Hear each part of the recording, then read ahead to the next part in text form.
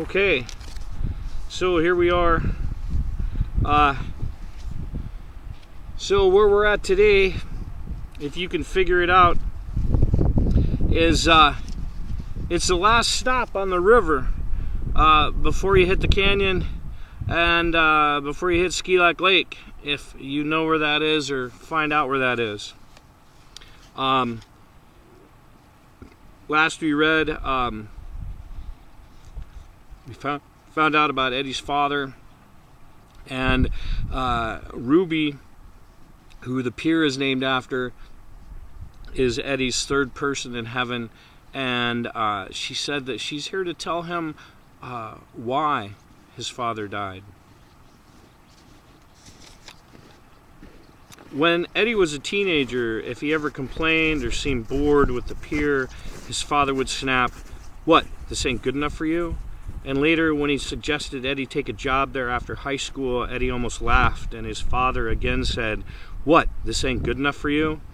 And before Eddie went to war, or when he talked of marrying Marguerite and becoming an engineer, his father said, "What, this ain't good enough for you?" And now, despite all that, here he was at the pier doing his father's labor. Finally, one night, at his mother's urging, Eddie visited the hospital. He entered the room slowly. His father, who for years had refused to speak to Eddie, now lacked the strength to even try. He watched his son with heavy-lidded eyes. Eddie, after struggling to find even one sentence to say, did the only thing he could think of to do. He held up his hands and showed his father his grease-stained fingerprints. "Don't sweat it, kid," the other maintenance workers told him. "Your old man will pull through. He's the toughest son of a gun we've ever seen." Parents rarely let go of their children, so children let go of them. They move on, they move away. The moments that used to define them, a mother's approval, a father's nod, are covered by moments of their own accomplishments. It's not until much later, as the skin sags and the heart weakens, that children understand their stories and all their accomplishments sit atop the stories of their mothers and fathers, stones upon stones beneath the waters of their lives. And again, Mitch Albom weaves that idea through the entire book, that our lives, our stories, are stones beneath the river, touching, overlapping, connecting. When the news came that his father had died, slipped away, a nurse told him, as if he'd gone out for milk, Eddie felt the emptiest kind of anger, the kind that circles in its cage. Like most working men's sons, Eddie had envisioned for his father a heroic death to counter the commonness of his life. There was nothing heroic about a drunken stupor by the beach. The next day he went to his parents' apartment, entered their bedroom, and opened all the drawers as if he might find a piece of his father inside. He rifled through the coins, a tie pin, a small bottle of apple brandy, rubber bands, electric bills, pens, and a cigarette lighter with a mermaid on the side. Finally, he found a deck of playing cards. He put it in his pocket. So, thinking of all the clues that Mitch Albom has given us about the relationship between Eddie and his father, why the deck of cards? Why is that the one thing that Eddie took after his father died? The funeral was small and brief. In the weeks that followed, Eddie's mother lived in a daze. She spoke to her husband as if he were still there. She yelled at him to turn down the radio. She cooked enough food for two. She fluffed pillows on both sides of the bed, even though only one side had been slept in.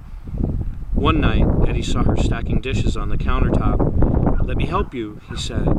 No, his mother answered. "Your father will put them away." Eddie put a hand on her shoulder. "Ma," he said softly, "Dad's gone." "Gone where?" The next day, Eddie went to the dispatcher and told him he was quitting. 2 weeks later, he and Marguerite moved back into the building where Eddie had grown up, Beechwood Avenue, apartment 6B, where the hallways were narrow and the kitchen window viewed the carousel, and where Eddie had accepted a job that would let him keep an eye on his mother, a position he'd been groomed for summer after summer, a maintenance man at Ruby Pier. Eddie never said this, not to his wife, not to his mother, not to anyone, but he cursed his father for dying and for trapping him in the very life he'd been trying to escape. A life that, as he heard the old man laughing from the grave, apparently now was good enough for him. Today is Eddie's birthday. He's 37. His breakfast is getting cold. You see any salt? Eddie asks Noel. Noel, chewing a mouthful of sausage, slides out from the booth, leans across another table, and grabs a salt shaker. Here, he mumbles, "Happy birthday." Eddie shakes it hard. How hard is it to keep salt on the table? What are you, the manager? Noel asks. Eddie shrugs. The morning is already hot and thick with humidity. This is their routine, breakfast once a week, Saturday mornings before the park gets crazy. Noel works in the dry cleaning business. Eddie helped him get the contract for Ruby Pier's maintenance uniforms. What do you think of this good-looking guy? Noel says. He has a copy of Life magazine open to a photo of a young political candidate. How can this guy run for president? He's a kid. Eddie shrugs. He's about our age. No fooling, Noel says. He lifts an eyebrow. I thought you had to be older to be president. We are older, Eddie mumbles. Noel closes the magazine. His voice drops. Hey, you hear about what happened at Brighton? Eddie nods. He sipped his coffee. He'd heard. An amusement park, a gondola ride, something snapped. A mother and her son fell 60 feet to their death. You know anybody up there? Noel asks. Eddie puts his tongue between his teeth. Every now and then he hears these stories, an accident at a park somewhere, and he shudders as if a wasp just flew by his ear. Not a day passes that he doesn't worry about it happening here at Ruby Pier under his watch. Nuh-uh, he says. I don't know no one in Brighton.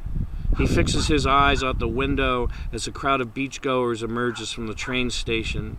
They carry towels, umbrellas, wicker baskets, and sandwiches wrapped in paper. Some even have the newest thing, foldable chairs made from lightweight aluminum. An old man walks past in a Panama hat, smoking a cigar. Look at that guy, Eddie says. I promise you he'll drop that cigar on the boardwalk. Yeah, Noel says. So? It falls into cracks and it starts to burn. You can smell it. The chemical they put in the wood. It starts smoking right away. Yesterday I grabbed a kid. Couldn't have been more than 4 years old, about to put a cigar in his mouth. Noel makes a face. And? Eddie turns aside. And nothing. People should just be more careful, that's all. Noel shoves a forkful of sausage into his mouth. You're a barrel of laughs. You always this much fun on your birthday? Eddie doesn't answer. The old darkness has taken a seat alongside him. He's used to it by now, making room for it the way you make room for a commuter on a crowded bus. He thinks about the maintenance load today. Broken mirror in the funhouse, new fenders for the bumper cars, glue, he reminds himself. Gotta order more glue. He thinks about those poor people in Brighton. He wonders who's in charge up there. What time you finish today? Noel asks. Eddie exhales. It's going to be busy. Summer, Saturday, you know. Noel lifts an eyebrow. We could make the track by 6. Eddie thinks about Marguerite. He always thinks about Marguerite when Noel mentions the horse track. Come on, it's your birthday, Noel says. Eddie pokes a fork into his eggs, now too cold to bother with. All right, he says. So, another bonus question. Who's the political candidate? Really young, running for office, and they think that he's too young to be president. I bet you could figure that out, somebody.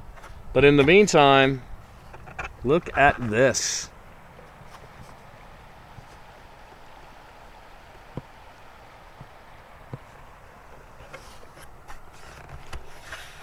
Pretty gorgeous.